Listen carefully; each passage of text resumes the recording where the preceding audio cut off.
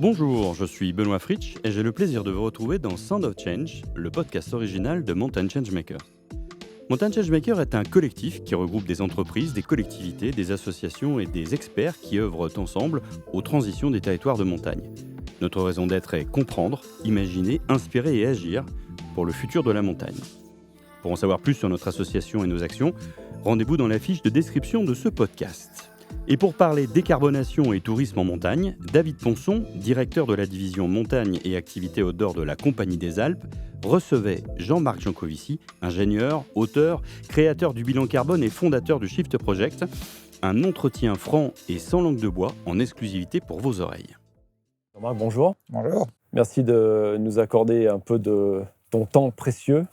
L'idée, en quelques mots, c'est d'avoir ton regard, un retour sur la montagne et évidemment un regard sur la Compagnie des Alpes et les actions qu'on peut mener en ce moment pour essayer de bouger un peu les lignes sur le sujet du réchauffement climatique, puisque, comme tu le sais, la montagne est particulièrement impactée et elle sera encore plus dans les années à venir. En quelques mots, je vais tenter de présenter Jean-Marc à sa raison d'être et sa raison d'agir. Tu as été un des premiers à nous avoir interpellés sur les enjeux climatiques, sur les sujets de l'énergie, notre dépendance aux énergies fossiles, et avec force de conviction, d'engagement, parce qu'on sait militant sur le sujet. Membre du Haut Conseil pour le climat, ça c'est important. Professeur à l'École des Mines, conférencier, auteur de bande dessinée, surtout fondateur de Carbone 4 en 2007. Cofondateur.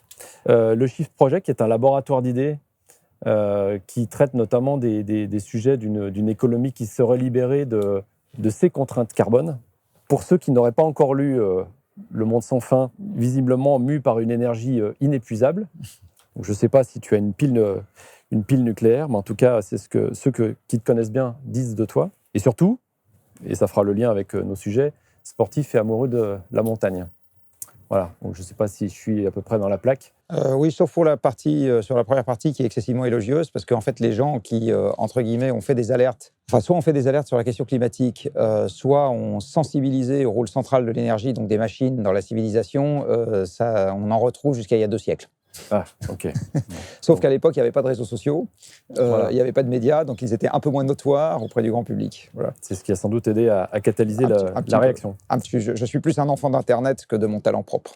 Alors peut-être pour commencer, est-ce que tu peux finalement, avec tes mots et tes images, nous reposer la problématique, poser l'équation générale des sujets de l'énergie, des énergies, et finalement de notre économie, cette dépendance aux énergies fossiles, et surtout les enjeux extrêmement forts qui sont associés à ça. Alors si je reprends l'histoire depuis le début, l'homme et la femme accessoirement, comme tous les mammifères, sont des animaux paresseux et accumulatifs. C'est-à-dire qu'on a tendance à essayer de dépenser le moins d'énergie possible pour arriver à un résultat donné. Et on le fait parce qu'on veut conserver le maximum de réserves d'énergie, alors corporelle, pour le moment où il faudra courir derrière une proie ou échapper à un prédateur, ou extracorporelle, parce que depuis qu'il y a des sociétés organisées qui vivent aux moyennes latitudes où il faut passer l'hiver, voire aux hautes latitudes où il faut vraiment passer l'hiver, on a pris l'habitude d'accumuler des réserves à l'extérieur de nos corps pour être capable de voir une société organisée qui passe cette période difficile. Et alors ça nous a conduit, ou plus exactement, ça nous a sélectionné, je ne sais pas comment il faut le dire, encore une fois, à favoriser tout ce qui permet d'obtenir un résultat donné en se fatiguant le moins possible.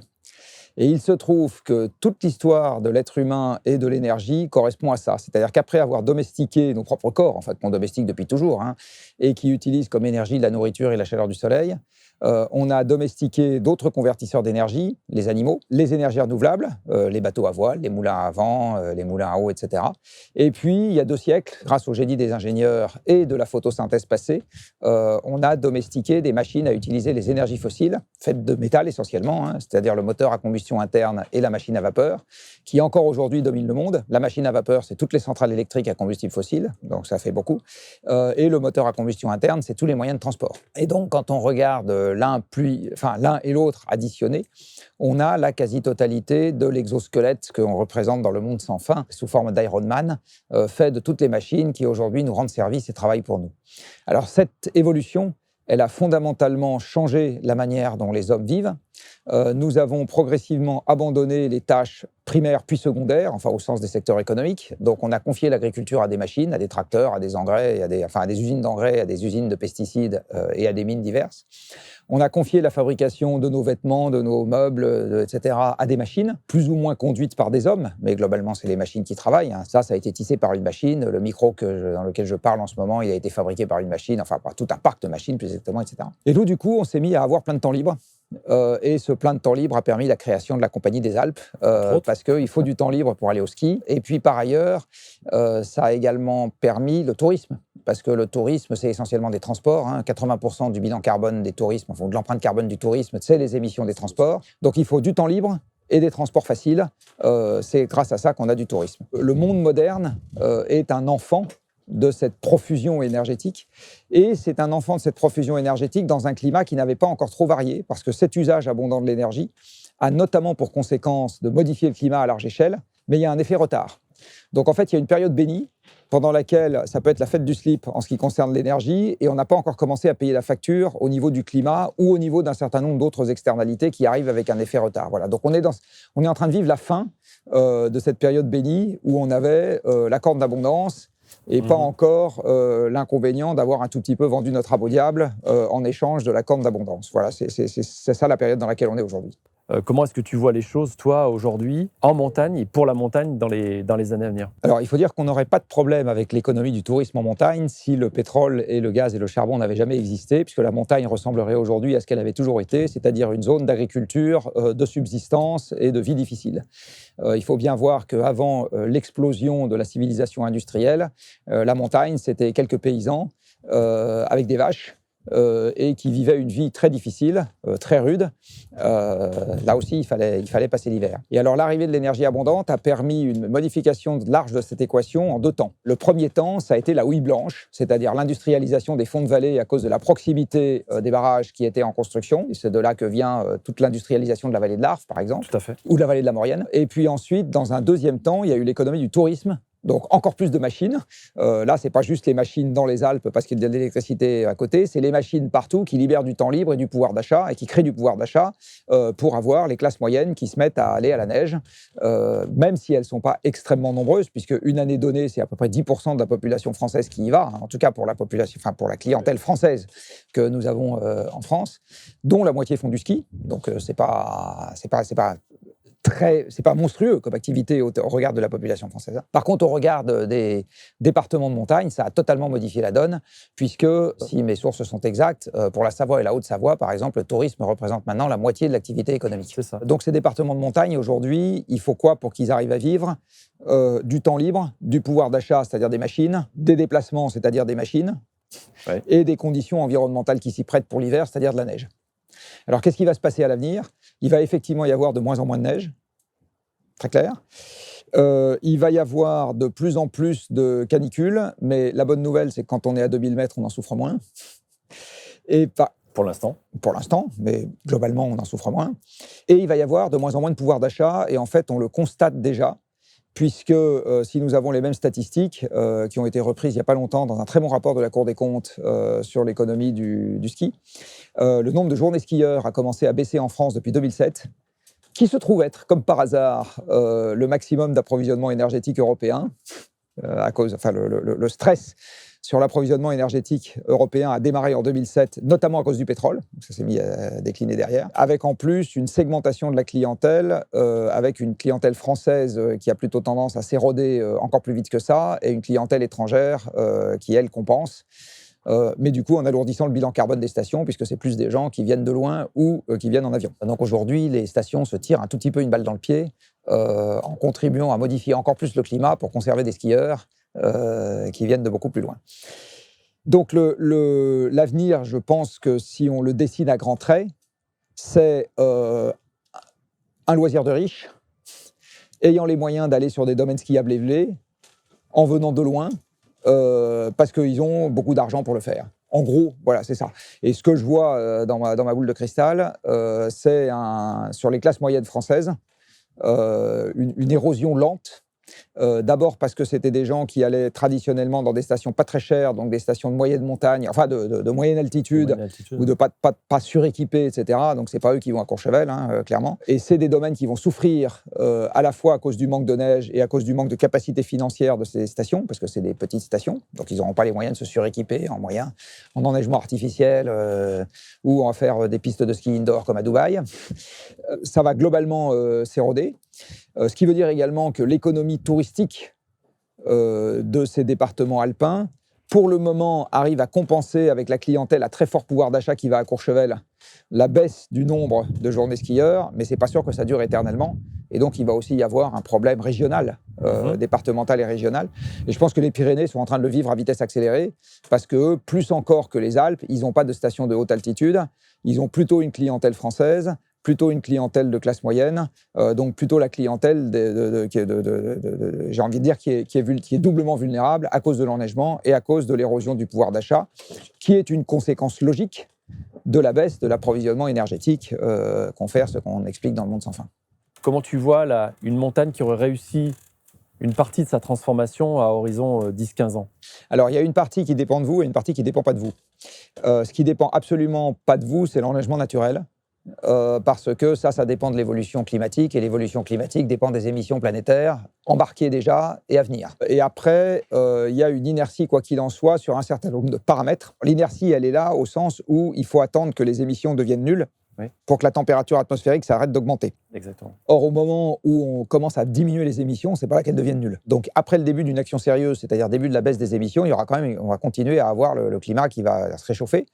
Et après, il y a un certain nombre de paramètres qui, eux, mettent du temps à s'adapter à une nouvelle température d'équilibre. Les écosystèmes, la propagation de l'onde de chaleur dans le pergélisol montagnard, parce que ça met du temps avant qu'une nouvelle température d'équilibre se propage dans le pergélisol et ne déstabilise la montagne. Il y a 1 an et demi, les guides avaient refusé de monter sur le Cervin parce que le Cervin, qui est un infâme tas de cailloux tenus ensemble par le pergélisol, comme il avait fait extrêmement chaud, c'était à l'été 2022, si ma mémoire est bonne, les parpaings commençaient à descendre avec une telle fréquence que les guides avaient dit au mois d'août, nous on n'y va plus. Quoi. Même pour l'accès au Mont Blanc, il y a des zones maintenant. Alors, Mont Blanc, c'est pareil, mais le Cervin, moi je m'en rappelle parce que là, les guides avaient vraiment dit plus une course, plus rien. Et puis par ailleurs, comme on est en train de faire une expérience pour la première fois, le réchauffement climatique, on va avoir des surprises. La réponse de la masse glaciaire à une température nouvelle stabilisée, ça prend des décennies. Là, quels que soient les scénarios, en gros, les Alpes sont parties pour perdre 90% de leurs glaciers. Bon. Donc ça, c'est pareil. Alors, ça ne va pas arriver en une semaine, mais c'est un phénomène qui va continuer. Ce qui veut dire qu'à l'aval, le débit d'étiage des fleuves va fortement diminuer l'été, parce que du coup, il y aura rien pour soutenir le débit. On a le cas, nous, de l'Isère en Savoie, typiquement, qui est alimenté à 50% par les glaciers. Donc ça va malheureusement se renforcer. Donc cette partie-là, pour répondre à la question, elle n'est pas à votre main. De toute façon, donc une montagne qui aurait réussi sa transition, de toute façon, ça intègre ces éléments-là et ce qu'on arrivera à faire en matière dite d'adaptation. Mais on voit bien que s'adapter à des glaciers qui disparaissent, en tout cas, ça veut tout dire, sauf le fait de garder les glaciers. Bon, voilà, donc je ne sais pas exactement ce que ça veut dire s'adapter. Sur la partie, j'ai envie de dire, atténuation, c'est-à-dire émissions de gaz à effet de serre, c'est une montagne qui aura réussi à trouver son équilibre économique avec des gens qui viennent de moins loin, qui viennent avec des moyens moins carbonés et qui, sur place, utilisent des infrastructures moins carbonées et moins gourmandes en ressources. Voilà. Mais qui dit moins loin, dit que la zone de chalandise des riches, elle baisse. Ouais. Le rayon dans lequel on va pouvoir taper, fatalement, il baisse. Donc c'est ça, j'ai envie de dire, une montagne qui a réussi sa transition. Ok, donc et ça veut probablement dire, juste pour finir, qu'il va y avoir, j'ai envie de dire, votre réservoir d'activité, il est dans les gens qui trouveront qui auront toujours de quoi partir en vacances, qui trouveront que décidément au bord de la mer il fait vraiment trop chaud, et qui se diront qu'un peu plus haut en altitude ils sont pas plus mal. Tout à fait. Voilà. Alors justement, pour petit à petit faire un focus sur la Compagnie des Alpes, notamment en montagne, la Compagnie des Alpes, elle a été créée en 1989. C'était déjà un moment de crise, parce que c'était la fin d'un cycle de l'immobilier, donc un bon nombre de stations qu'on exploite aujourd'hui qui étaient en faillite, quasi faillite, et en plus c'est des années qui étaient des années difficiles en enneigement. 89, la neige est arrivée en février, simplement, Donc la saison a démarré très tardivement. La Compagnie des Alpes a été créée à ce moment-là et elle a grandi en croissance externe, en s'étendant un peu sur le territoire pendant un certain nombre d'années, avec un premier volet de diversification qui s'est fait dans les parcs de loisirs, parce qu'il fallait générer du chiffre d'affaires tout au long de l'année. On avait une activité qui en générait beaucoup pendant l'hiver et presque pas pendant l'été et le reste de la saison. Donc il a fallu trouver une complémentarité de chiffre d'affaires et finalement d'activité. Et c'est comme ça qu'on en est arrivé là aujourd'hui, où finalement, après 2 phases de restructuration et de vision stratégique, on a fait atterrir une raison d'être l'an dernier, mais surtout au regard de cette raison d'être qui est principalement portée sur le lien, nos collaborateurs, le lien au sein du territoire et un engagement fort sur l'accélération des transitions, en tout cas faire nos meilleurs efforts dans une accélération des transitions, notamment climatiques et énergétiques. On a posé, annoncé un certain nombre d'engagements. Et dans ces engagements, au nombre de 15 pour l'instant, pour en mettre plus, il y a 5 renoncements sur le fait de ne plus utiliser d'énergie fossile typiquement pour alimenter les dameuses, qui représentent plus de 80% de notre empreinte carbone sur notre scope 1, 2, c'est-à-dire notre production. C'est sur votre scope 1, 2 si vous n'avez pas d'immobilier. Voilà, parce que c'est sur les domaines skiables. Sur les domaines skiables. Ouais, d'accord. Et de ne plus de pas faire d'acharnement, ce que j'appelle l'acharnement thérapeutique, c'est-à-dire vouloir absolument produire de la neige artificielle sur des altitudes où on n'aurait plus à terme suffisamment de créneaux de froid, sans parler de la problématique de la ressource en eau, de plus faire d'extension nette de domaines skiables, c'est-à-dire qu'à minima on reste sur l'enveloppe des domaines skiables actuels. Tout ça, bien entendu, en discussion avec les autorités organisatrices, nos délégants, c'est-à-dire les communes. C'est-à-dire qu'on ne décide pas nous-mêmes, on est concessionnaire. La plus emblématique, c'est effectivement d'avoir, dès l'année dernière, passé l'ensemble de notre parc d'engins de damage, voire de bus, tous les engins qui fonctionnaient avec des moteurs thermiques. On est passé du gazole non routier à des biocarburants, donc du HVO, des huiles végétales retraitées, sans huile de palme. Marquant une transition nette, puisque le HVO, c'est 85% d'émissions de CO2 en moins par rapport à un hydrocarbure. Donc ça a été un des éléments les plus emblématiques, les plus symboliques de cet élément de transition. On a, en une année, réduit de 70% l'empreinte carbone sur le domaine skiable, au droit de ce que de notre facture à nous. Au titre du carbone, donc il y a un certain nombre d'autres choses. Évidemment qu'on s'intéresse au scope 3, parce que celui-ci, c'est le plus important, c'est le plus impactant. Alors, il nous concerne, mais il concerne aussi toute l'activité des clients, finalement, qui viennent dans nos territoires. Donc, on a une part à apporter sur ce sujet, mais on n'est pas tout seul. Est-ce que c'est suffisant, cet engagement-là, puisqu'on veut être zéro net pour 2030, on s'inscrit dans la courbe des accords de Paris, mais est-ce que c'est suffisant ? Et surtout, est-ce que c'est à l'échelle ? Est-ce que c'est suffisant ? Non. Ou plus exactement, il faut mettre un complément à la question. C'est-à-dire, est-ce que c'est suffisant pour continuer à bien se porter dans le monde futur ? La réponse est non. On décrit un paysage global. Donc, par exemple, on imagine que le monde, dans son ensemble, souhaite faire sa transition. À ce moment, dans son ensemble, il y a par exemple beaucoup moins de voitures. Et si dans son ensemble, il y a beaucoup moins de voitures, il y a peut-être moins de gens qui viendront au ski. Parce que quand on fait un rapide calcul d'ordre de grandeur, je ne sais pas combien il y a de lits touristiques dans la vallée de la Tarentaise. Il y aura peut-être un peu plus de trains. Alors, j'ai fait un rapide calcul d'ordre de grandeur. Dans la vallée de la Tarentaise, je sais qu'il y a 30 000 lits à la Plagne. Même plutôt 55 000. Oui, donc il doit y avoir 300 000 lits dans la vallée de la Tarentaise ou 400 000. C'est plutôt proche de 500 000 lits. Ouais. Alors, 500 000. Un TGV, ça fait 1500 personnes. Ce qui veut dire qu'une semaine de février, il faut être capable d'acheminer, je crois, 150 000 personnes, un truc comme ça. Donc, ça veut dire qu'il faudrait 100 TGV dans la journée. On voit bien que ça ne passe pas. Puis en plus, il faudrait que les 100 TGV, ils aillent chercher des gens dans toute la France, etc. Donc, dans un monde sans voiture individuelle largement accessible, cette masse de skieurs, elle n'existe pas. D'accord ? Si demain matin, il n'y avait plus de voitures du tout en France, cette masse de skieurs, elle n'existe pas. Ça ne se reporte pas sur le train. Il ne faut pas rêver. Donc, dans un monde, par exemple, qui réaliserait sa transition dans son ensemble, ou une Europe qui réaliserait sa transition dans son ensemble, si on imagine que le parc de voitures est divisé par 2 à 3, indépendamment de l'horizon de temps, je ne suis pas en train de parler de 2030, 2040, la question c'est, est-ce que notre business, il survit ou pas dans ce monde-là ? Bon, et ça, faire du HVO dans les dameuses, c'est évidemment une bonne idée, mais ça ne répond pas à la question que je viens de poser. Je suis désolé d'être aussi direct. Ma réponse, c'est que ça marche un petit moment. C'est-à-dire, ça marche dans une société dans laquelle, quelque part, il n'y a pas de grandes modifications qui s'opèrent. L'image de marque est le truc qui domine, ou plus exactement, c'est le déterminant du premier ordre. C'est la valeur de la marque aux yeux des clients. Donc, c'est le nom de la station, etc. Et puis, bon, OK, c'est sympa que la station fasse des efforts, mais c'est dans un monde qui transitionnerait pour de vrai, j'ai envie de dire, de gré ou de force, ça répond pas, c'est pas suffisant pour répondre à la question. Donc, une première manière de répondre à la question, c'est de se plonger dans un univers qui a sa cohérence propre. Par exemple, la transition de gré. Par exemple, la transition de force. Alors, la transition de force, c'est quoi? C'est d'ici à 2050, il y a 10 fois moins de pétrole qui rentre dans l'Union européenne. Pas 2 fois moins, pas 5 fois moins, 10 fois moins. Ce qui n'est pas un truc impossible. Hein. Que fait la Compagnie des Alpes dans un monde qui a 10 fois moins de pétrole? Est-ce qu'il y a toujours suffisamment de riches qui ont les moyens de venir en jet privé jusqu'à Annecy et donc ce n'est pas un sujet? Est-ce qu'il n'y a pas les moyens? Je ne sais pas. Mais il faut regarder aussi.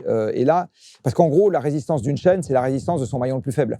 Tout à fait. Et son maillon le plus faible, j'insiste, ça ne veut pas dire qu'il ne faut pas s'occuper des dameuses, mais ça ne sera pas le carburant des dameuses. Et en plus, le monde, il est multidéterminé. Il n'y a pas que le climat à un instant donné qui se passe. Ou plus exactement, il y a les conséquences de tout ce qui se passe dans le monde sur le monde lui-même. Donc il y a des aspects géopolitiques. Au moment du Covid, j'imagine qu'il y a quand même eu un peu de... Là, pour le coup, il y a un petit trou dans les recettes. Exactement. Et on n'est pas à l'abri que ce genre de trucs reviennent. Voilà, donc mais sur la partie climat, encore une fois, j'insiste, il faut bien voir à quelles questions on répond. Et aujourd'hui, là, je vais me permettre de répondre avec ma casquette Carbone 4. Globalement, les acteurs qui s'attaquent à ce genre de problème le font encore en étant sous-équipés l'essentiel du temps en moyens intellectuels et en méthodes pour s'attaquer proprement au problème. Alors, c'est à la fois parce qu'ils ne réalisent pas bien et un tout petit peu parfois du déni parce qu'ils se disent « Bon, dépêchez-nous de ne pas trop regarder parce que des fois qu'on apprenne des mauvaises nouvelles, on ferait mieux de s'occuper d'autres choses. » Je pense qu'il y a un mélange des deux. Parce qu'on a analysé le sujet sur notre périmètre déjà, parce que commençons par balayer devant notre porte. Bien sûr que changer le carburant ou l'engagement zéro net est quelque chose que l'on doit faire, que tout le monde doit faire d'ailleurs si on veut avoir des résultats. Et c'est important, parce qu'il y a une exemplarité peut-être encore plus forte pour la CDA que de donner un peu le lead sur ce sujet-là. La deuxième partie de la question concerne qu'est-ce qu'on pourra faire demain dans une montagne où il y aura potentiellement moins de neige, ça on le sait. Ça demande un diagnostic complet parce qu'une fois qu'on a dit il n'y a pas de neige potentiellement, on a tout dit et rien dit. La question du réchauffement climatique, elle peut handicaper le tourisme d'été.